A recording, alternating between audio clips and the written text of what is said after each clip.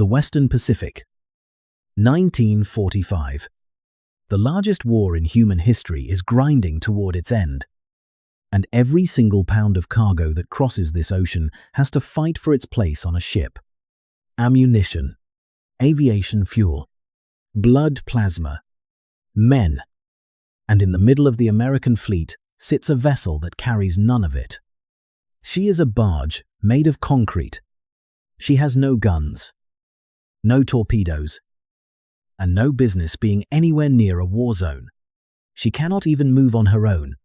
Tugboats have to drag her from island to island like furniture. Her job is ice cream.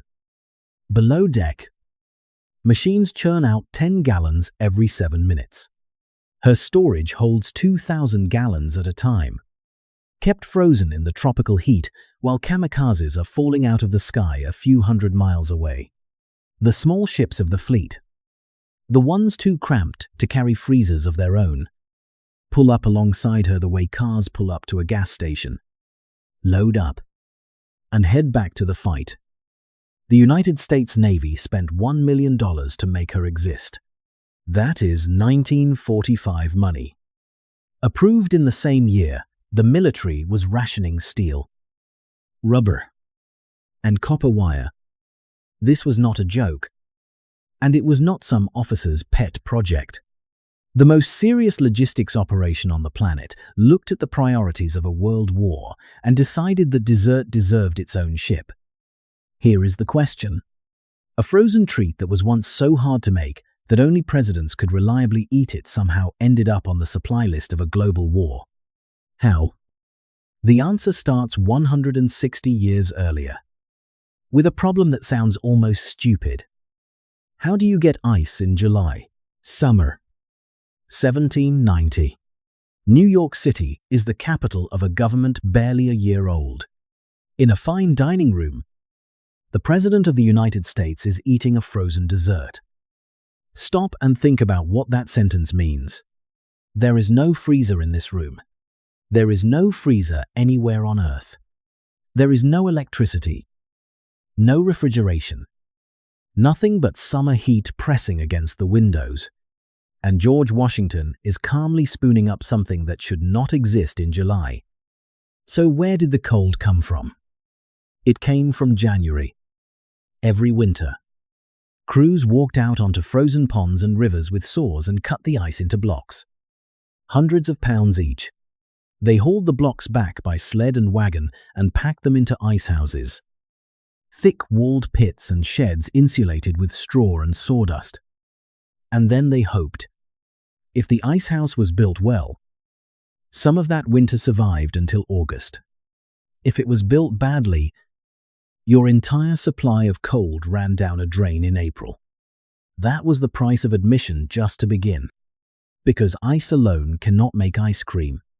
Packed ice can only hold things at the edge of freezing. And a mixture of cream and sugar needs to go colder than that before it sets. The trick that unlocked everything was salt. Pack salt into crushed ice and the ice starts melting fast. And as it melts, it pulls heat out of everything around it with startling force. The temperature of the mixture drops well below freezing. Set a metal bowl of sweet cream inside that briny slush. Stir for the better part of an hour so it freezes smooth instead of turning into a solid brick. And you get ice cream. It is why old recipes for this delicate dessert always call for something that sounds completely wrong. Pounds and pounds of salt. Now add up the bill. Stored winter ice. Imported sugar, which was expensive. Fresh cream, which spoiled in a day. Salt in bulk. And a servant with a strong arm and an hour to spare. In the 1700s, a single dish of ice cream was not a snack.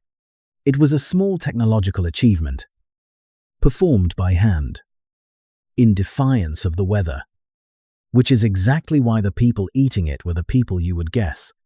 Washington had ordered a machine for the purpose, a device, his records, from 1784 call a cream machine for ice.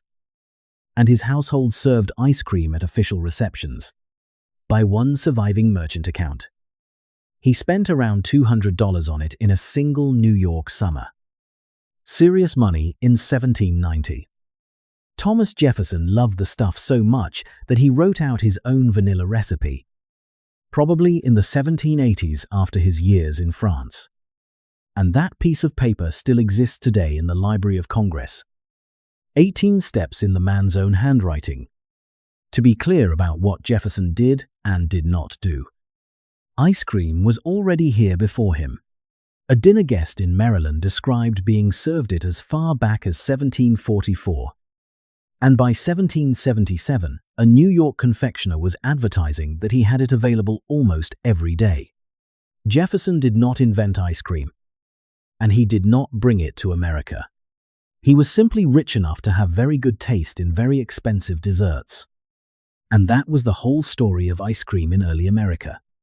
A luxury built on stored winter, imported sugar, and other people's labor. If you were a farmer, a dock worker, a soldier, you might live your entire life without tasting it once. So how did a dessert that demanded all of that end up in the hands of children on street corners? The answer was not a better recipe. Nobody fixed ice cream in a kitchen. Somebody fixed it in a factory. Ice cream has always had exactly one enemy: heat. For 2 centuries, the only weapon against it was money. Then, in the space of about 50 years, America turned cold itself into a product you could make, ship, and sell. It started with a Boston businessman named Frederick Tudor, who looked at the frozen ponds of New England and saw a crop. Starting in the early 1800s, his crews harvested lake ice like wheat, scoring the surface into a grid, sawing out uniform blocks, sliding them down wooden channels into insulated ships packed with sawdust. People laughed at him. Newspapers called the first shipment a slippery speculation. Then his ice reached the Caribbean still frozen, and the laughing stopped. Within a few decades, New England was shipping winter overseas as cargo, to New Orleans, to Havana, and on voyages of 4 months all the way to Calcutta. And most of it arrived intact. And once ice was cheap, it stopped being a rich man's material. Ice wagons started delivering blocks door to door. Ordinary kitchens got ice boxes. The raw ingredient of ice cream, cold itself, was suddenly everywhere. The next problem was the labor, and a Philadelphia woman named Nancy Johnson solved it in 1843. Her hand-cranked freezer was a simple, brilliant machine. The cream went in an inner canister, the ice and salt packed around it, and a crank turned a paddle that scraped the freezing mixture off the walls again and again. What used to demand an expert's hour of skilled stirring became something a family could crank through before dinner, taking turns on the handle. Johnson did not invent ice cream. She invented the ability to repeat it, cheaply, in any kitchen in the country. And that turned out to matter far more. But the real break came from a man who never meant to enter the business at all. Jacob Fussell was a Quaker milk dealer in Baltimore, running cream from Pennsylvania farms into the city. His problem was leftovers. Demand for fresh cream bounced around unpredictably, and whatever did not sell went sour. And sour cream was money in the gutter. So, in the winter of 1851, he tried something desperate. He froze the surplus into ice cream and sold it cheap, 25 cents a quart, when confectioners were charging 60. It worked so well that it swallowed his milk business whole. Fussell built what history now calls the first commercial ice cream factory in America. Then more of them. In Baltimore, in Washington, in Boston, in New York, shipping his product out in railroad cars packed with ice. And buried inside that expansion is a sentence worth slowing down for. Ice cream stopped being something you made. It became something somebody else made for you. Then, the Civil War broke out. and ice cream met the American military for the first time. Fussell sold his ice cream by the gallon to Union supply officers straight out of his Washington plant, close enough to the front that the army knew exactly where to find him. The other side got a taste too, though not by paying for it. In July of 1864, Confederate cavalry riding through Maryland seized a factory shipment of ice cream headed for Baltimore, and a later account even claims that some of those men ate it out of their hats because they had never seen it before and had nothing else to put it in. Remember that image, a dessert once reserved for presidents, being scooped out of soldiers' hats on a dirt road. The factory and the army had found each other, and neither one would ever fully let go. After the war, the machine only accelerated. Railroads spread. Cold storage warehouses went up. Mechanical refrigeration arrived and cut the last chain to winter weather entirely. And then electricity made the cold constant. Every decade, the price fell and the reach grew. From banquet tables to soda fountains to push carts. Until a kid with a nickel could buy on a street corner what George Washington had needed an ice house to enjoy. By the end of the 1800s, America had solved the hardest problem in the history of ice cream. Making it was never really the challenge. Making enough of it was, and that problem was gone, which is where a strange twist enters the story. Because the thing that turned ice cream from a popular treat into a national habit was not an invention at all. It was a ban. In 1920, America outlawed the saloon. Picture where working Americans actually spent their evenings at the turn of the century. For millions of men, the answer was the saloon. The saloon was the living room of the American city. It was where you got your news, cashed your paycheck, found a job, argued politics, and drank. By 1900, there were roughly 300,000 of them. More saloons than schools. And a growing army of reformers wanted every single one of them dead. The temperance movement had been building for decades, church by church and county by county. And in January of 1920, it finally won everything. Prohibition became the law of the entire United States. The bars closed. The breweries went dark. And overnight, the country had a hole in it. A social hole shaped like 100,000 rooms where people used to gather. Something had to fill it. And the thing that filled it was cold and sweet and completely legal. Soda fountains and ice cream parlors took over the corner real estate that saloons left behind. Marble counters where the bar used to be. Soda jerks where the bartenders used to stand. A date. A family outing. A Saturday night. All of it migrated to the fountain. Ice cream consumption in America jumped by more than 100 million gallons over the course of the 1920s. Even the enemy switched sides.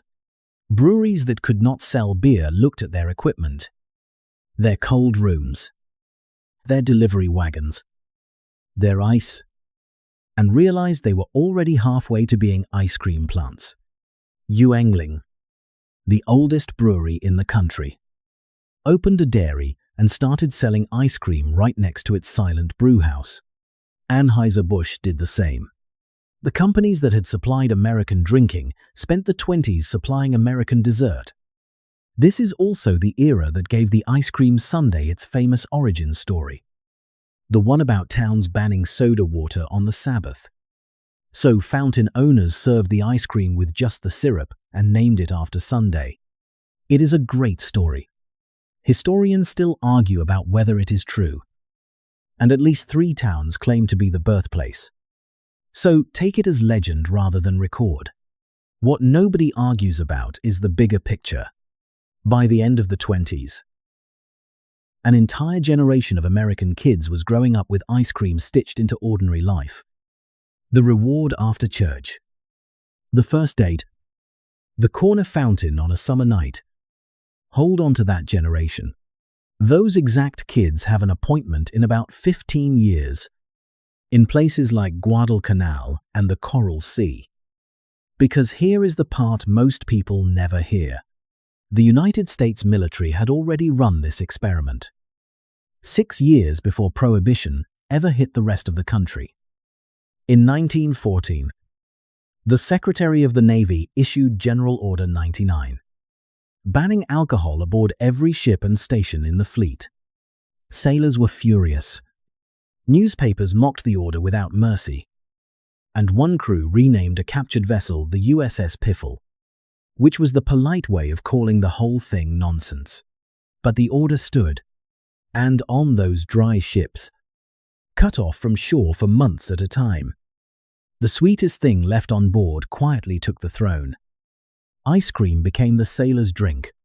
By the 30s, the soda fountain on a big warship, the one the crews nicknamed the Gedunk Stand, was the most popular room on the vessel.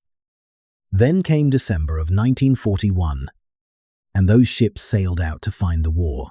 May 8th, 1942. The Coral Sea. Off the northeast coast of Australia, the aircraft carrier USS Lexington is dying. She has taken 2 torpedoes and multiple bombs from Japanese aircraft, and the fires reached her fuel vapors hours ago.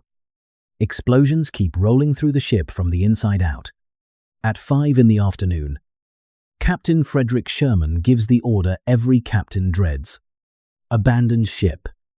The evacuation is calm, almost strange in its discipline.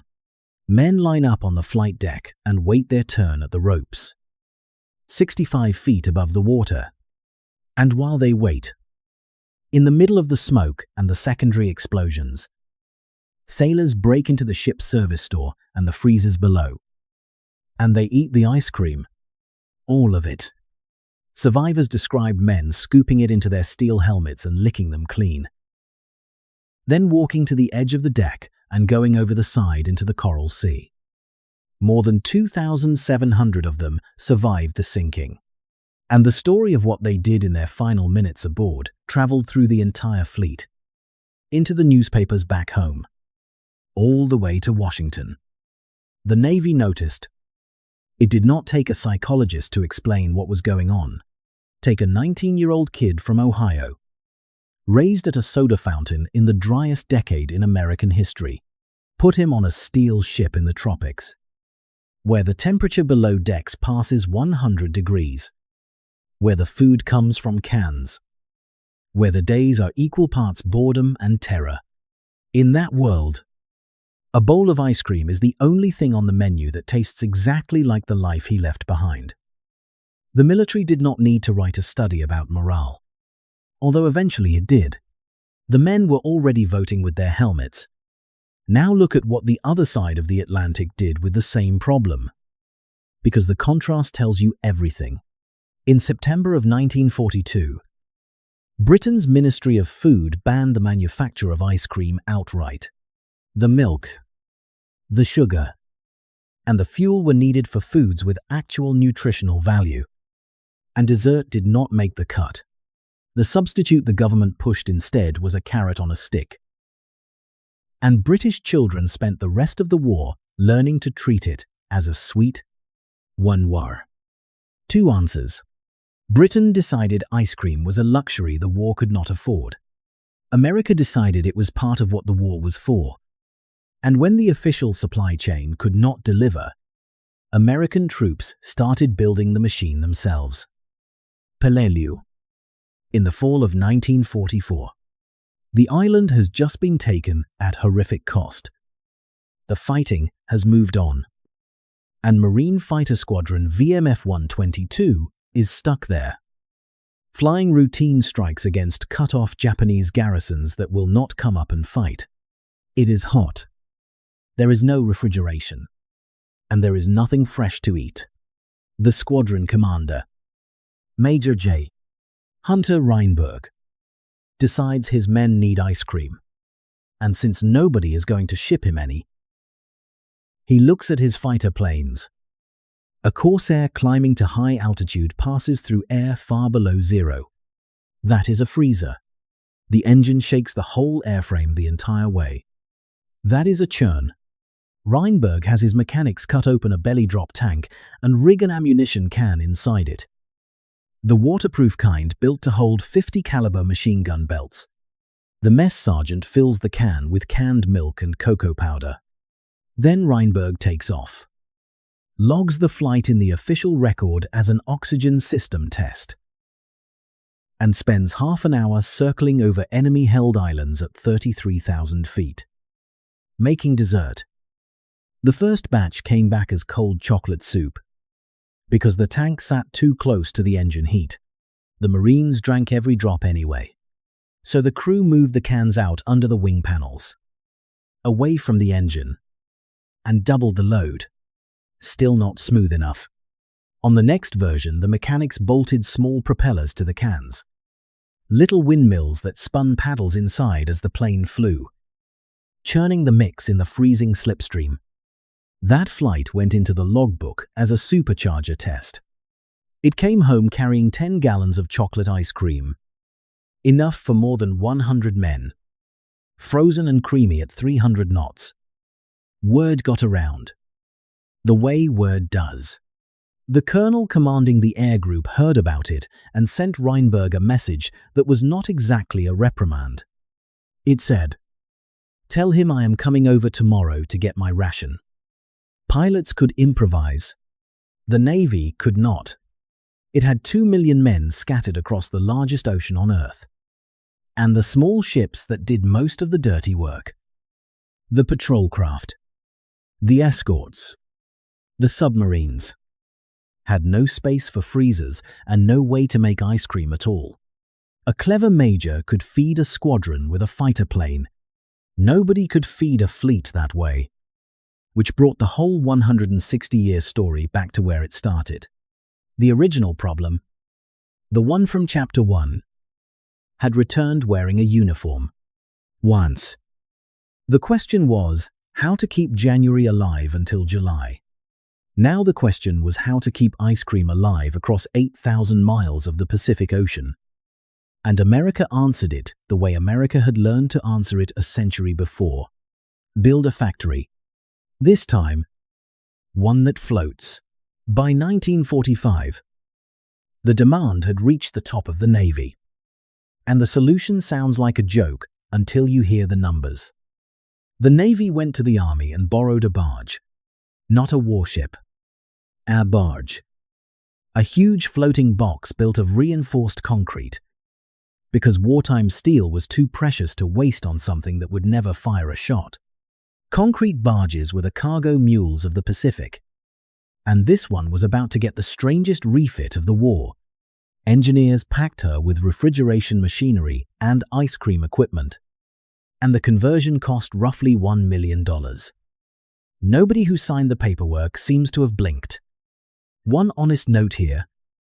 Because this story has grown in the retelling, the internet has flattened all of this into a single legendary ice cream ship. And the real records are messier. More than one refrigerated vessel. More than one account. Details that do not always line up. What the naval records agree on is the core of it. In 1945, in the Western Pacific, the United States Navy operated a concrete barge whose purpose was making and serving ice cream to the fleet. And her numbers were serious. 10 gallons every 7 minutes. Around the clock. Storage for roughly 2,000 gallons at a time. She could not move under her own power. So tugs hauled her between anchorages. And the customers came to her. The patrol craft. The escorts. The small, hard-working ships with no freezer space of their own. They tied up alongside and loaded ice cream the way they loaded fuel and ammunition at other stops. Sailors did not call her by her hull number. They called her the ice cream barge. And in the last summer of the war, in the same waters where kamikazes were hitting the fleet off Okinawa, she ran her churns day and night. Step back and the barge stops looking like a punchline. Because she was only the visible tip of something enormous. By the last years of the war, The American military had become, by most accounts, the largest ice cream producer on Earth. Dehydrated ice cream mix moved through the supply chain by the ton. Big carriers and battleships had ice cream plants built into them, the way they had bakeries and laundries. The army set up mobile units to push it toward the front lines. And quartermaster records from the final stretch of the war count ice cream shipments in the millions of gallons. Germany was not debating dessert logistics. Japan was not refitting barges for frozen treats. Britain had banned the manufacture of the stuff entirely. That was the point, and it is worth saying carefully, because this is where the story usually gets exaggerated. Ice cream did not win the Second World War, and nobody serious ever claimed it did. What the barge proved was something smaller and stranger. American industry had grown so large that even in a total war, with the entire economy converted to fighting, there was still capacity left over for dessert. The icehouses, the hand cranks, the fossil factories, the railroad cars packed with ice, the cold storage warehouses, all of it had compounded for a century into a country that could manufacture winter anywhere on the planet, including the middle of a war. America did not invent ice cream. What America built was the abundance. Then the war ended, and the country threw itself a party you can still find in the statistics. Rationing on dairy lifted. The fleets came home. And in 1946, Americans ate more ice cream than any people had eaten in the history of the world. More than 20 quarts for every man, woman, and child in the country. It has been called the ice cream year. And it was not really about dessert. It was several million returning veterans, raised at soda fountains and supplied by barges, ordering the taste of the life they had just won back. The last piece fell into place quietly over the decade that followed. The home freezer arrived, first as a luxury, then as standard kitchen equipment, and the supermarket cold chain grew out to meet it. The final barrier between Americans and ice cream, the trip to go get it, disappeared into a humming white box a few steps from the couch. The conquest that started with men sawing blocks out of a frozen pond ended in the kitchen, next to the leftovers. Tonight, somewhere in America, a freezer door opens. Cold air rolls out over a hand reaching for a carton that cost a few dollars and waited there for weeks without anyone thinking about it once. There is nothing in that carton to suggest what it took. No trace of January ice buried in sawdust, or the salt, or the aching arm on the crank handle. No echo of a Baltimore milkman with too much cream, or helmets full of ice cream on a burning flight deck in the Coral Sea, or a fighter plane over the Pacific with ammunition cans of chocolate strapped under its wings, logged forever as an oxygen test. America did not invent ice cream. America built a world where ice cream no longer had to be rare. And it built that world so thoroughly that we forgot it was ever built at all. But the receipts exist.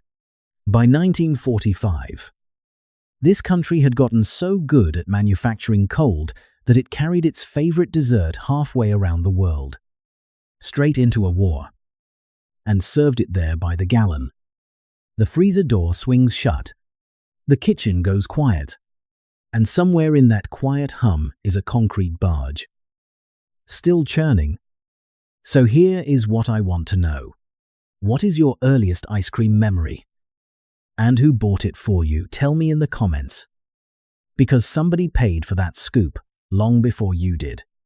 And if you think dessert took a strange road to your freezer, wait until you hear about the sandwich America built an entire empire of bread around.